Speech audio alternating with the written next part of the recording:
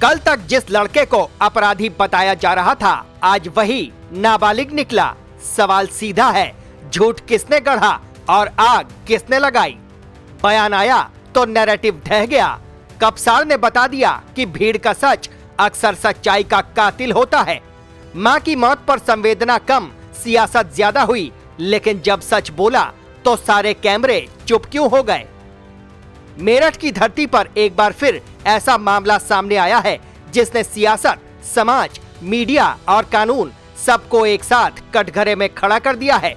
मेरठ के सरधना क्षेत्र के कपसाड़ गांव से उठी ये कहानी पहले अपहरण, जातीय तनाव और कानून व्यवस्था के बड़े नैरेटिव में बदल दी गई, लेकिन जैसे ही लड़की का बयान सामने आया, पूरा मामला पलट गया। जो कहानी कल तक एक तरफा दिखाई जा रही थी, आज उसके पन्ने पलट चुके हैं। और सबसे चौंकाने वाली बात, जिसे खलनायक बताया जा रहा था, वो लड़का नाबालिग निकला। कहानी की शुरुआत गांव की उसी खामोशी से होती है जिसे अचानक अफवाहों ने तोड़ दिया। लड़की गायब है, अपहरण हुआ है, जातीय हिंसा भड़क सकती है।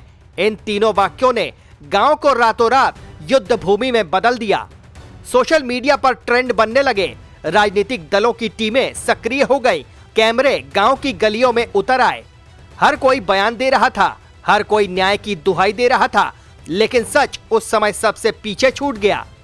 थाना सरधना में एक घटना घटित हुई थी, जिसकी गंभीरता को देखते हुए पुलिस ने तत्काल मुकदमा दर्ज कर अभियुक्त की गिरफ्तारी और अपहर्ता की बरामदगी के लिए 10 से अधिक टीमें लगाई। उच्च अधिकारियों के दिशा निर्देश पे मेरठ पुलिस लगातार इसमें कार्यरत थी।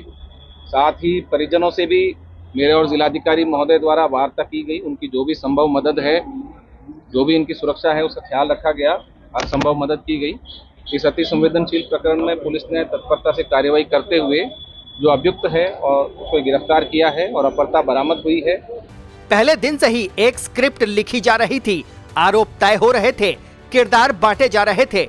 मां की मौत को आधार बनाकर भावनाओं की ऐसी आग भड़काई गई कि किसी ने ये पूछने की जरूरत नहीं समझी कि घटना के ठीक पहले क्या हुआ था, किसने क्या कहा, किसने क्या देखा और सबसे अहम, लड़की क्या कहना चाहती है। नजर में यही वो मोड़ था जहां सवाल पूछे जाने चाहिए थे, क्योंकि भीड़ का न्याय अक्सर सच को कुचल देता है। पुलिस पर दबाव था, प्रशासन पर सियासत का बोझ था और मीडिया के एक हिस्से पर टीआरपी का नशा। सबको जल्दबाजी थी, लेकिन सच्चाई को नहीं। फिर आया वो दिन जब लड़की का बयान सामने आया, बयान जिसने हर बड़े दावे को बौना कर दिया।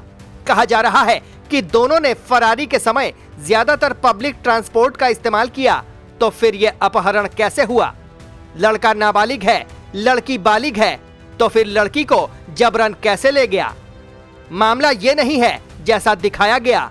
बयान के साथ ही कहानी का पूरा ढांचा हिल गया और जब जांच आगे बढ़ी तो सामने आया एक और तथ्य, लड़का नाबालिग है, यानी जिस पर गंभीर आरोप थोप दी गई थी, जिसे अपराधी बना दिया गया था, वो कानूनन बच्चा है। यहीं से सवालों की बाढ़ शुरू होती है। अगर लड़का नाबालिग है तो उसे किस आधार पर गैंग, साजिश और साजिशकर्ता कहा गया? अगर लड़की का बयान अलग है तो पहले दिन से ये नैरेटिव किसने और क्यों चलाया? क्या सच्चाई से पहले सियासत दौड़ पड़ी थी? तारीख को थाना सरधना में जो घटना घटित हुई थी, इसी क्रम में पुलिस ने अथक प्रयास करके 60 घंटों के भीतर जो अभियुक्त है उसे गिरफ्तार किया और जो अपहर्ता है उसे बरामद किया। जो मुकदमा दर्ज हुआ उसके अनुरूप पुलिस ने विवेचना की। इसमें पूरी कार्रवाई में 10 से अधिक टीमें बनी, 4 प्रदेशों के 7 जनपदों में पुलिस फोर्स भेजी गई। मैनुअल मुखबिरी, इंटेलिजेंस, सर्विलेंस के जरिए पुलिस ने इनको ट्रैक किया और ये बरामदगी की गई। इसी क्रम में विवेचना में कार्रवाई करते हुए पुलिस ने आज जो युवती है उसका मेडिकल करवाया और माननीय न्यायालय के समक्ष बयान हेतु प्रस्तुत किया, जहां उनके बयान हुए। साथ ही में जो अभियुक्त है उसका पुलिस ने नियमानुसार माननीय न्यायालय के समक्ष प्रस्तुत कर रिमांड बनवाया है और उन्हें जेल भेजा जा रहा है।